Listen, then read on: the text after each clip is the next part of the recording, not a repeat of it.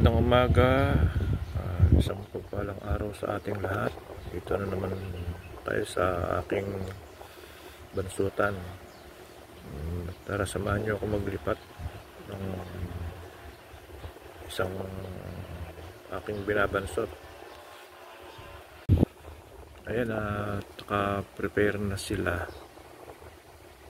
Ililipat na lang yan sa Planggana.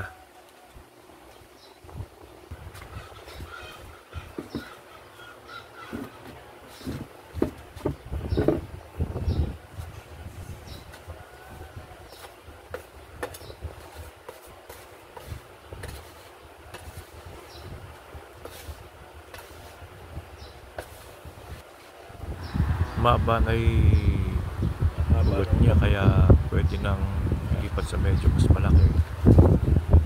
Diyan naman sa Planggana, pakalat yung ugat niya, tumibay siya.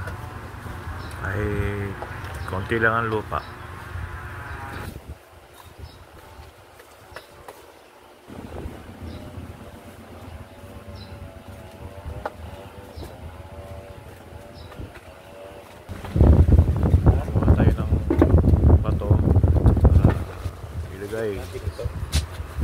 Sa paikot niya.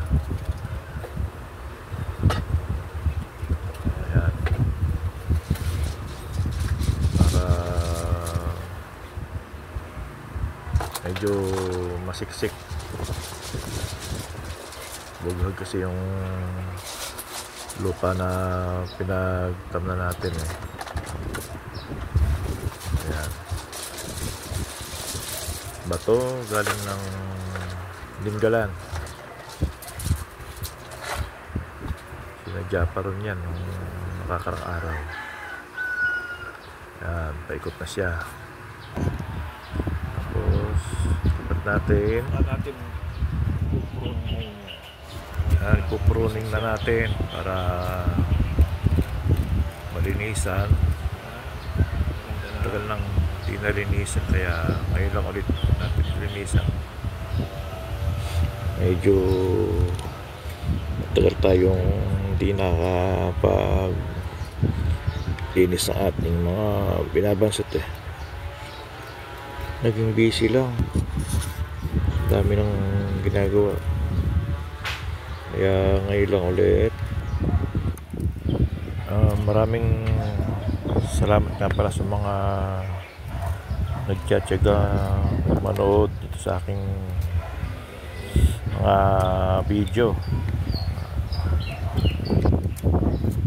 sa mga followers ko, sa mga friend, mga kasamahan. Maraming salamat sa inyong lahat.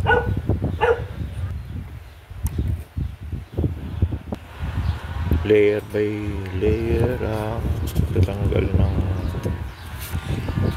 fiber sa paikot, o kada palapa niya merong nakapaikot na parang fiber dyan eh. Unti-unti lang, dahan-dahan.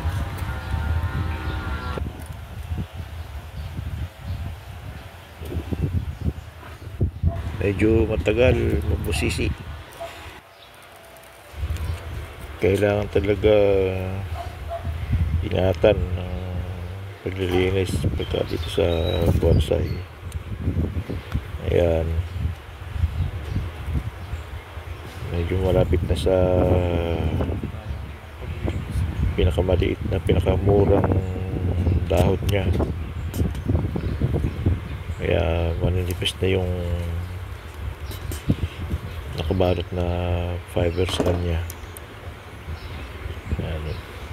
Pwede nang i-bend yung mga palapa para mas mabilis maglinis. Ayan, mahawakan mo na.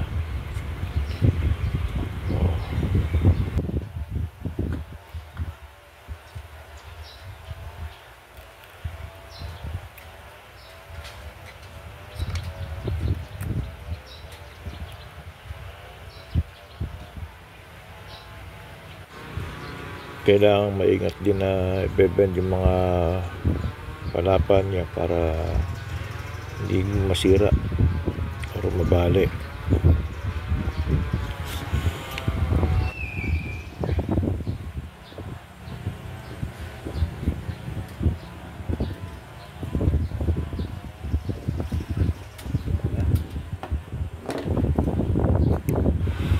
Ayan, medyo nasa final touch na tayo. Konting-konti na lang yung tatanggalin natin para malinisan na siya. Okay na siya. Maraming salamat po sa mga nakapanood.